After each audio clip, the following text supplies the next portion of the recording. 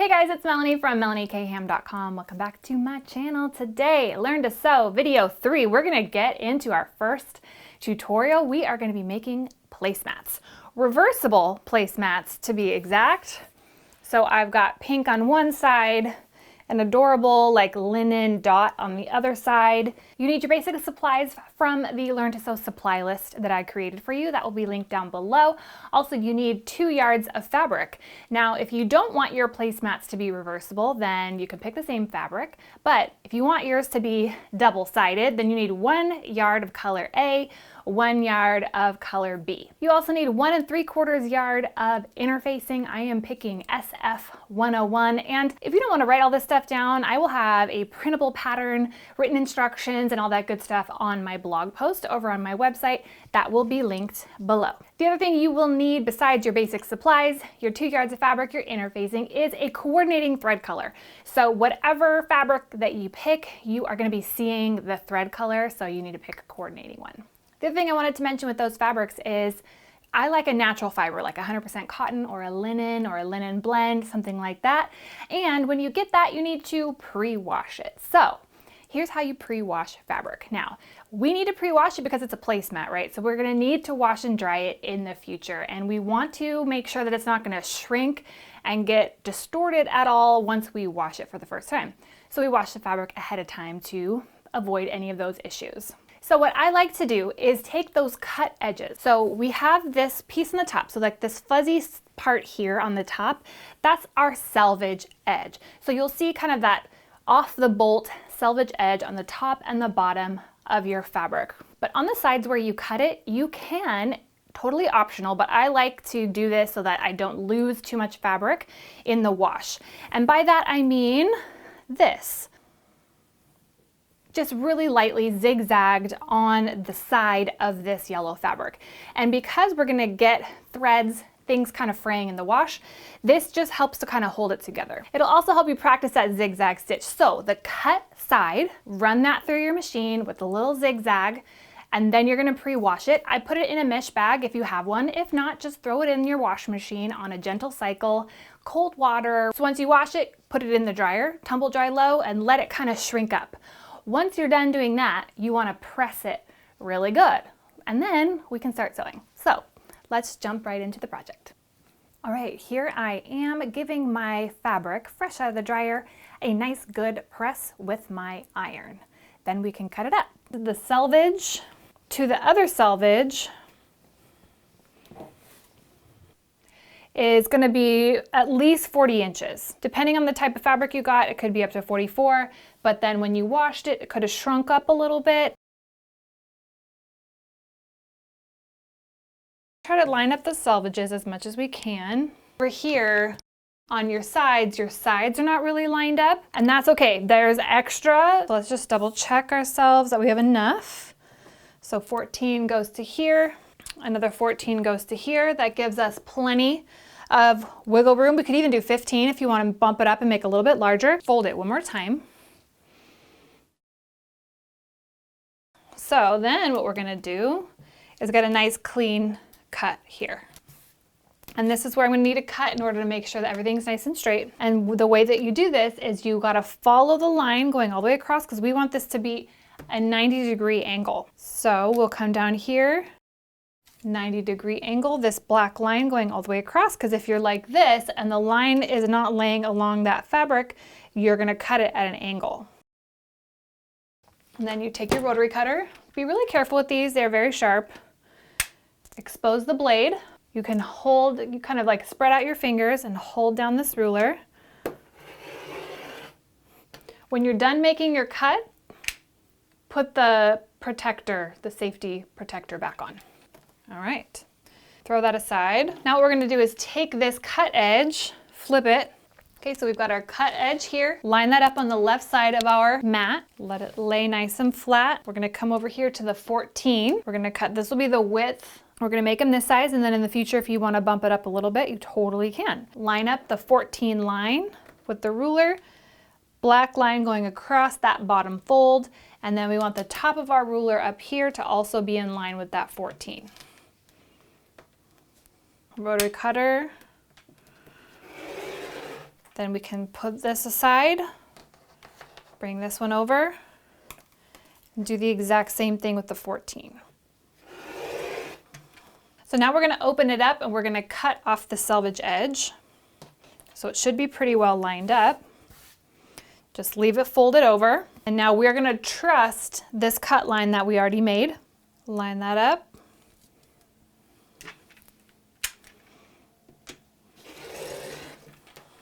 All right, now with that new cut, we're going to open this up and we need to make our 20-inch piece. So we'll line it up with this left side, line up our cut edge.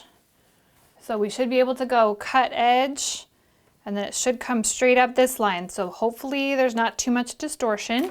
If there's a little bit, don't worry, okay? We're gonna just keep moving forward and you'll get better at this over time. Come over here to the 20. We're gonna line up the side of our ruler with the 20. This down here to make sure we got that nice 90-degree angle. Up here at the top is going to also be in line with the 20 and cut. Here's our placemat size. Grab your other piece, do the exact same thing. Line everything up.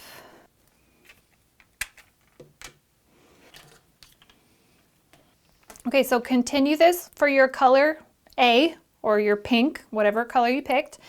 Get all 4 of your pieces and then do the same cutting technique to get your color B all cut and ready to go. And then I'll meet you back here and we will make our placemat. Here is our SF101 or our interfacing. This comes a 20-inch width. So we just need to cut it 14. And we're gonna cut it at 14, but we're gonna go a hair smaller so that we can reduce the bulk in our seam. So here's our 14 line. And I'm gonna come in 1/4 of an inch. So I'm gonna cut it at the 13 3/4 line instead. So I'm gonna trim off 1/4 of an inch here as well. Pick the fabric that you want the interfacing to go on. I'm gonna pick this one because this one's kind of a little bit of a squirrelier, shiftier kind of linen. So I wanna hold it in with the interfacing. Let's take a look. This is the wrong side of the fabric. Okay, so here's the right side. Wrong side. So the wrong side of our fabric is going to go with the glue side of the interfacing because it's going to glue into the wrong side. The right side of the SF101 just kind of looks like cotton fabric.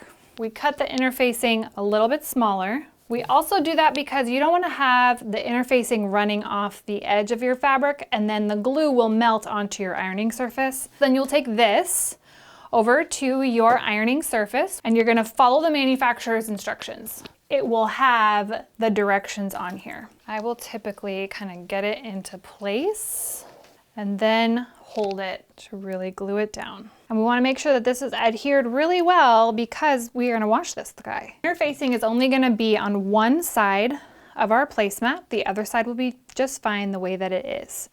So go ahead and add your interfacing on all 4 of your placemats. Once you have your fabric with your interfacing, so the interfacing is the wrong side of our fabric, right? And then here is the right side of our fabric. So we're gonna place the right side of our fabric with the right side of our fabric. Now this pink is not obvious which is the right and wrong side. And sometimes if you picked a solid color fabric, it is not gonna be obvious. So just make your best guess, it's not a big deal. But some fabrics like this kind of cotton fabric, it's very obvious this is the right side, this is the wrong side, okay? So make sure your right sides are together. Line up those edges as best as you can. And if yours doesn't look quite like mine, that is okay. Your first sewing project is not going to be perfect, okay? And as we gain experience, you'll improve so much. So once we've got everything lined up, we're going to pin it into place. Got my Clover pins, which are my favorite. And the idea that we're going to do is sew all the way around, but we need to leave an opening, because then when we flip it right side out, we'll do another top stitch and close that opening. So that's the idea of what we're doing. So take your pins and pin all the way around your placemat. Okay, everything is pinned, but I want you to use your marking tool and remind yourself with 2 marks that are about 4 inches apart from each other to start and stop at those lines. So we'll just go here. Just to remind yourself when we're at the sewing machine to not go all the way, but to leave that opening. So we're gonna start on 1 mark, and we're gonna line up our fabric with that 3/8 line, if you can find it. It's gonna be just a bit wider than my presser foot. I want you to practice running your fabric along one of these lines on your plate. So I've got my 3/8, so then drop your presser foot down. I'm gonna be sewing at a 2.4 or 2.5 stitch length. And when we first get started, you want to back stitch. So we're gonna start sewing. And I'm using a coordinating thread color with my project. And then we're gonna back stitch. So we're gonna find that back stitch button and push it. Let's go back 1 or 2 stitches and then continue.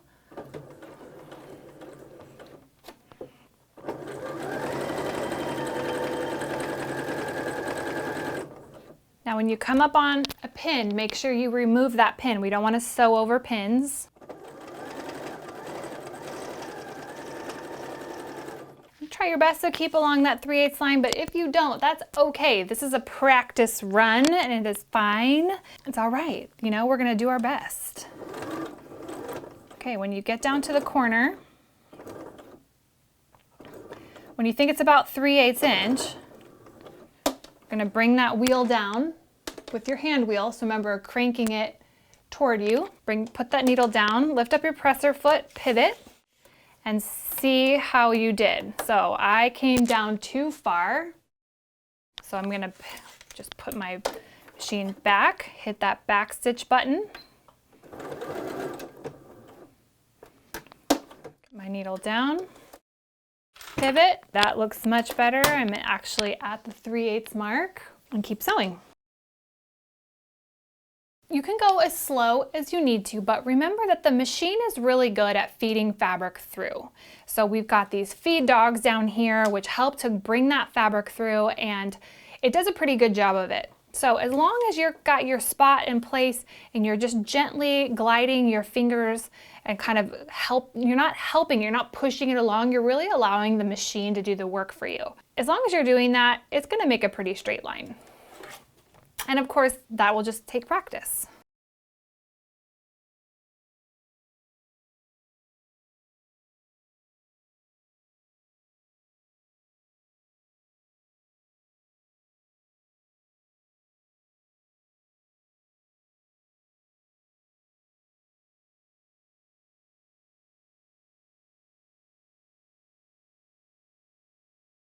All right, coming up to that mark. Once you get close to that mark, back stitch. Okay, lift up your presser foot and pull that off. So now I flipped it over so you can see that stitch really well. What we want to do is trim our corners so that we get a nice point. So grab those fabric scissors that you have and we're going to cut. Don't cut the thread. We're just going to cut this corner to eliminate the bulk in that seam right next to that thread, but don't cut the thread, and do that on all 4 corners. Find that opening and flip your placemat right side out. As you're pulling it out, stick your hand in there and pop out those corners. I've got nails right now, so I can kind of pop that out with my nail. You could use a chopstick or the end of your marking tool, something not too sharp. We don't want to poke a hole, but we want that to look nice and pointy. Now what we'll do is we'll straighten this out, because when we press it, we want it to be reversible, right? So we want one side to be the dots, one side to be the pink.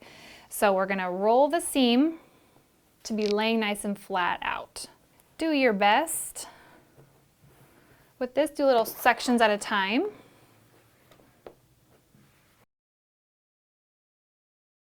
That way it looks really nice. So go ahead, do that all the way around. So see, here's where our opening is. And we want to tuck those fabrics in there and get those looking really nice too.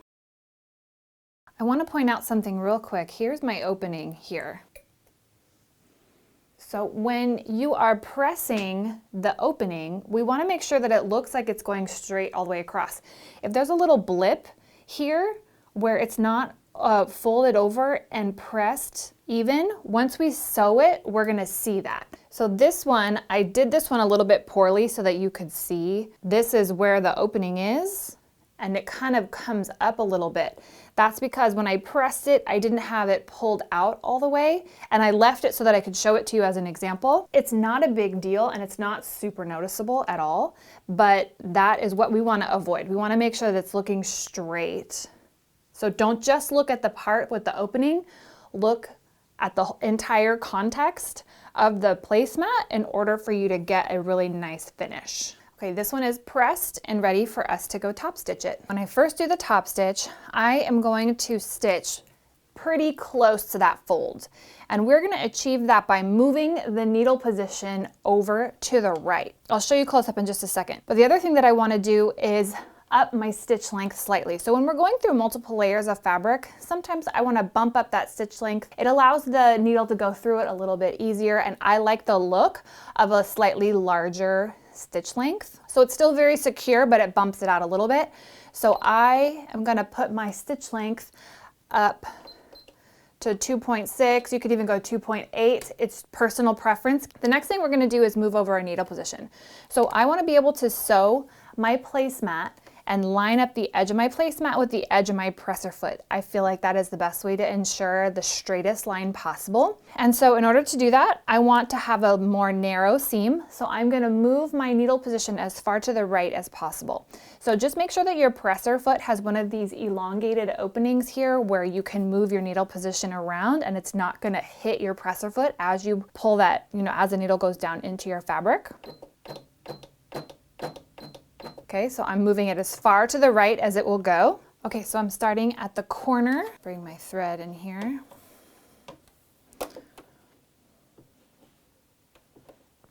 And I do want you to backstitch. So we're gonna start sewing, backstitch, just a stitch or two, not a big deal. And then keep that edge of your placemat with the edge of your presser foot and sew all the way around.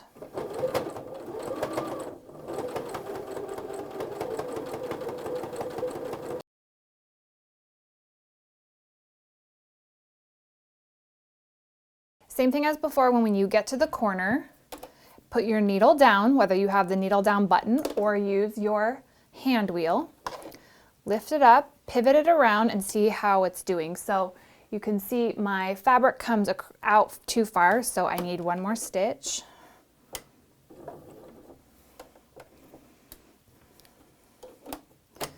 And now we can continue down this side.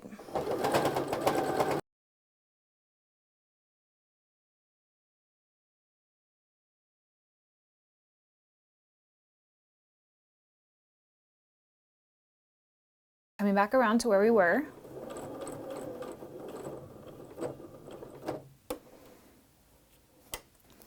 When you get back to where you started, do another little back stitch.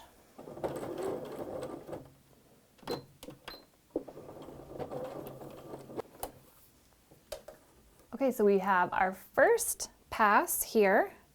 And now we're going to do the exact same thing again because I want to add another little top stitch. I think it just adds a bit more professionalism to it. But I'm going to do the exact same thing that we did before. We want to line up with the edge of the foot to the edge of the placemat, but I'm going to move my needle position back to the left. So that will ensure that we have that nice edge to get a straight line, but we just move our needle over.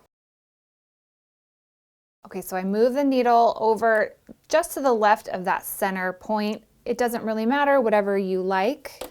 You can kind of put the edge of your placemat to the edge of your foot and see if that distance is going to work for you. And then you'll go around in the exact same way that you did for the first pass.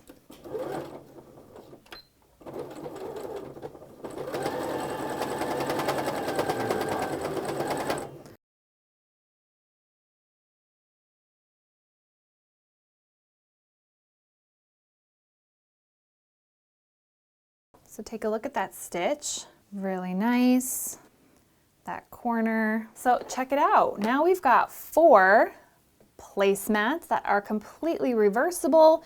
We worked on pre-washing our fabric, how to cut it. We did some interfacing and learned how that works. Then we did some straight seams, right? So we did 3 straight seams going all the way around to get you that nice, good experience. We also learned about our stitch length and our stitch position, our needle position. We pivoted with that corner with our needle. Did a little bit of back stitching. We got some really good basics in this tutorial. Plus we made something really useful. This is ready to go, ready to wash. So I hope you enjoyed making these reversible placemats and getting some basic sewing skills under your belt. If they don't look perfect, that is okay. Your project, if this is actually your first sewing project, it likely will not look like mine, and that is okay. I have a lot of sewing experience, and so don't compare your first sewing project to my 1000th sewing project, okay? So really be kind to yourself and make sure that you are just having fun and you're making something really useful and cool. It's all about building those skills and having fun doing it. So there's our placemats.